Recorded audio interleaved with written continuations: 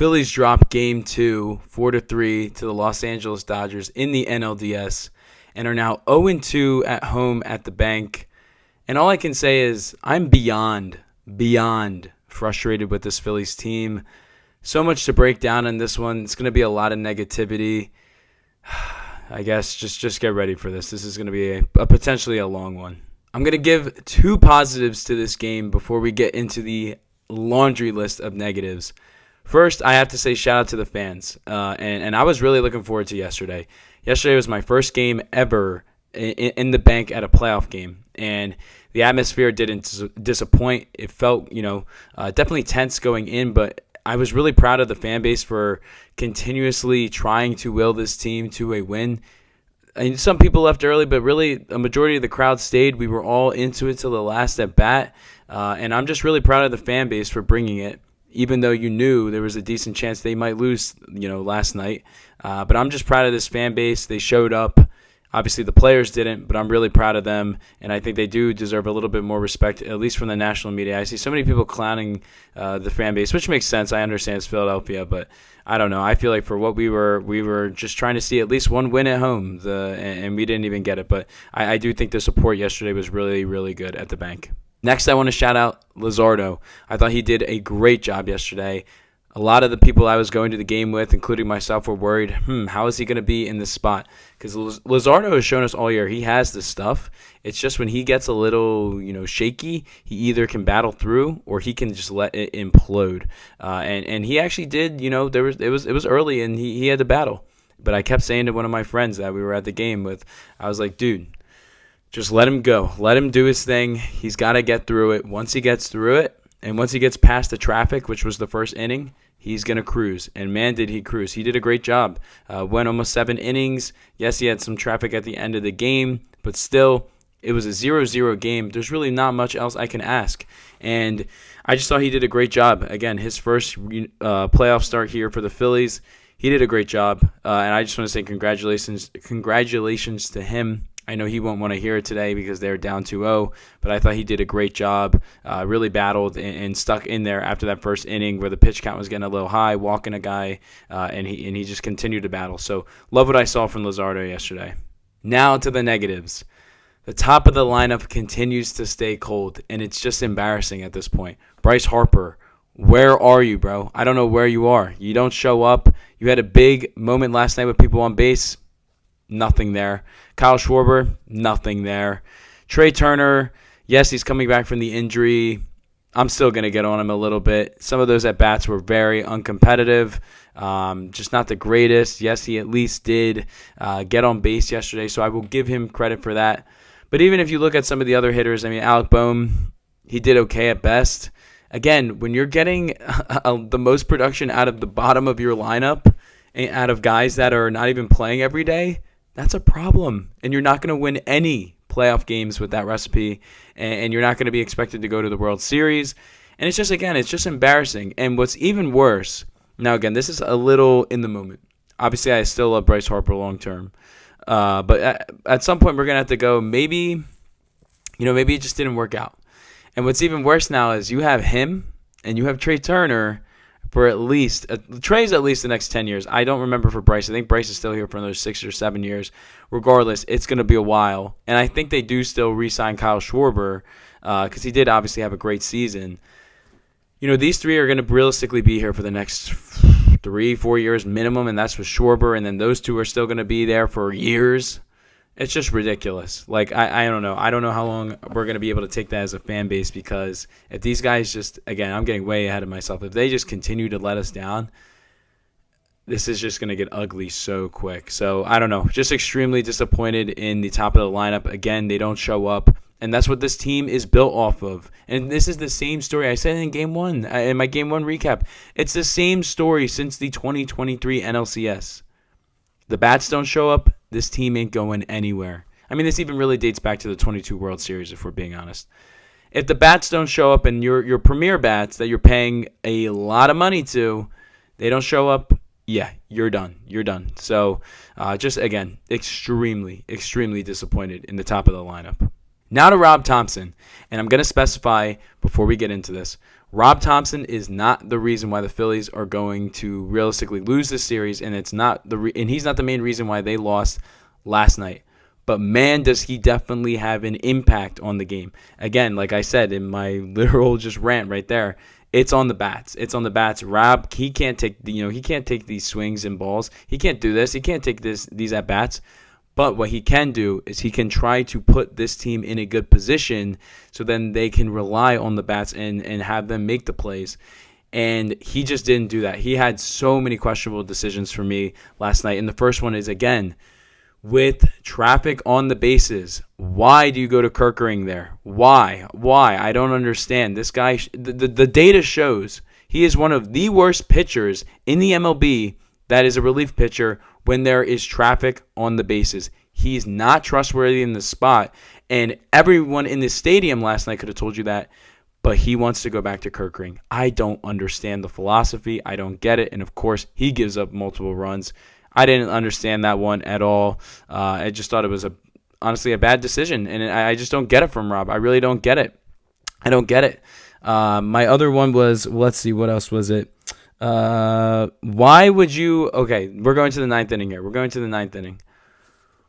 Number one. Oh my God, this is just actually so frustrating to even talk about.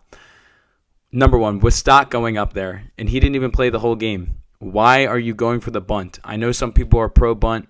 I'm not necessarily against the bunt, but in theory, why are you getting rid of one of your 3 outs that you have to try to come back and win this game by bunting there?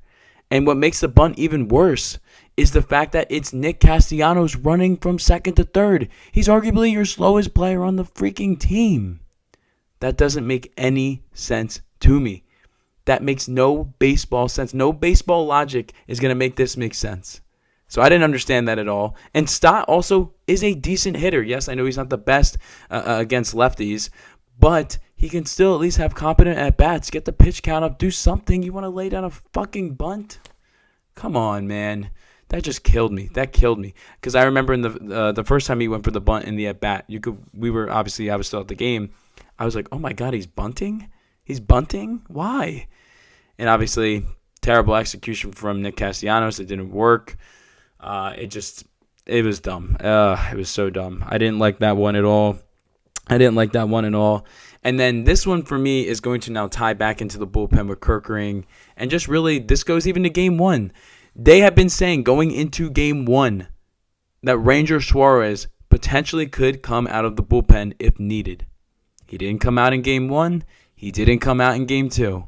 Where is Ranger Suarez? I don't get it. I just don't get it. Maybe my opinions changed after game 1 because you saw how the Dodgers managed the game where they went from Ohtani to Glasnow to Sasaki. They avoided the weak links in their pen. It made me really go like, man, we could have used Ranger in game 1. I was like, maybe they'll do it in game 2, and they were talking about it. So that's why I was anticipating it. And they still didn't do it.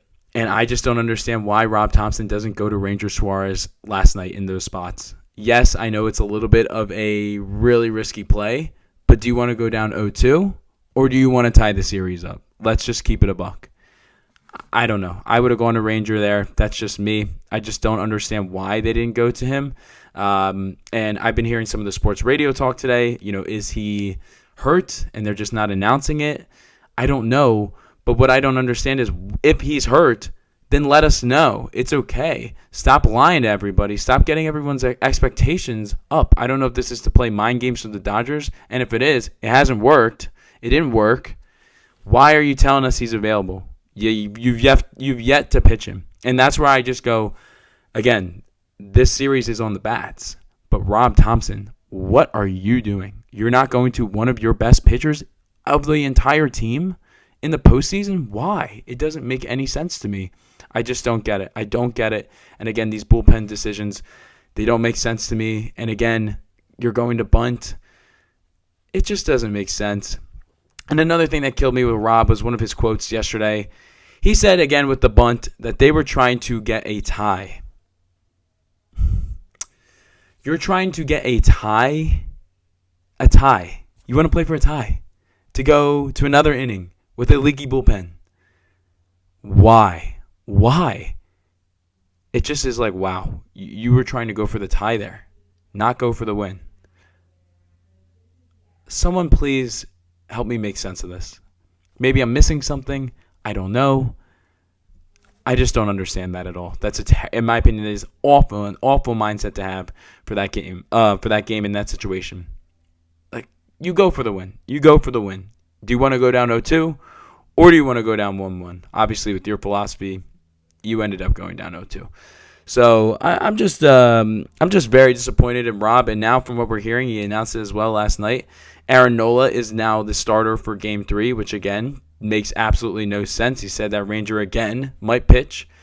I'll have to see it to believe it because he's been saying that since Saturday. We haven't seen it yet.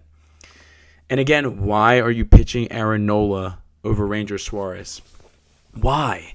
He said because Ranger has experience coming out of the pen and Nola doesn't. I get that.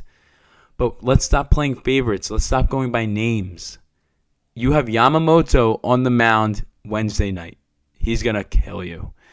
If you even want to stay in this game, you are going to have to pitch your best pitcher, and the Phillies are not doing that. They're throwing Aaron Nola out there, who I love Nola. I love him, but it's not been his year. He had the injury, and when he came back, he still hasn't been good. He has a 6 ERA. In a closeout game on the road, down 0-2, you're pitching a starter that has a 6 ERA. Please, somebody make sense of that decision. I just don't get it. Don't get it at all. I don't know. That's where I'm at right now. I think Rob is realistically gone.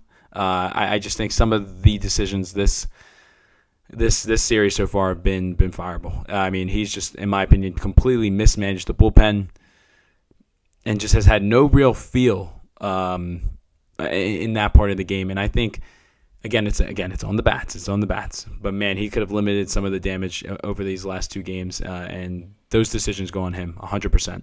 This is a last little thing, just a small thing. Phillies. I don't know who does this. I don't know who in the organization makes these decisions. And I know you guys paid a lot of money to do the pyrotechnics for the Duran entrance. I'm going to keep it so real. When you're down multiple runs or down at all, unless you're maybe down 1 run and you actually have a fighter's chance in the game, do not play the closer's song, do all the light show when you're down that much in a playoff game. Regular season, sure, we let it fly. Playoff game, read the room. Not everyone booed last night, but when that happened, man, I was booing. I was booing that team because that's just some clown stuff. Any other city, you know it, Philadelphia fans. If we saw this in another city, we'd be clowning them for that. This is some Mets type of stuff. This is like when they bring out Hawk Tua for the first pitch. Come on, man. This was just a joke. We were not booing Duran. You're booing the entrance and what it means. Read the freaking room, please. Just read the room. And that's all I got on this one. This team is cooked. This team is deep fried. This team is almost in the grave. We've almost got them all the way in. They're just almost there. They're almost there. They're not dead yet, but they're going to die soon. This team is cooked. This team is absolutely done. In Phillies fashion, they would win Game 3. But even if they win Game 3, I don't see them going past that. This team just has showed me absolutely nothing. They have no heart, especially the top of the lineup, no heart. They can't handle the big moment. They're pressing too much. I don't know what it is mentally, but something is up. Something's there. And Rob Thompson, I don't have any faith in him to manage the bullpen because he's one of the most loyal people ever, which is great, but not when you're in a tight baseball series. It doesn't make sense. I just think this team's cooked. There's no reason to believe. The fans show up for 2 days straight, and you go down 0-2 in the building, and I'm just very concerned. I'm just concerned of, like, what is this team going to look like moving forward? How do us fans get past this? I mean, the Phillies are becoming Sixers territory. That is scary. That's scary. You do not want to be in that place. You do not want to be in that territory in this city. I don't know. Just so disappointed. I'm very disappointed. Just very. And I just think they're done. They are done. I just don't know how you could convince me that this team has any chance to come back in this series. If they do, it's a miracle. Obviously, I'll be excited and I'll eat my words. But right now, they've given me no reason to believe in them. And yeah, that's all I got on this one. This team is cooked. If you like this video, feel free to give it a like. If you like my type of content, Feel free to subscribe. I'll be continuing to break down the MLB playoffs and the Phillies moving forward. If you want to voice your frustrations in the comments, go for it. I will be there all day to respond and like. I don't know. This is a venting session for everyone. And if you're interested in any of my short-term content, that will be in the description. That will have a link to my TikTok. And if you made it this far in the video, I greatly, greatly appreciate you. See you guys on the next one. Peace, guys.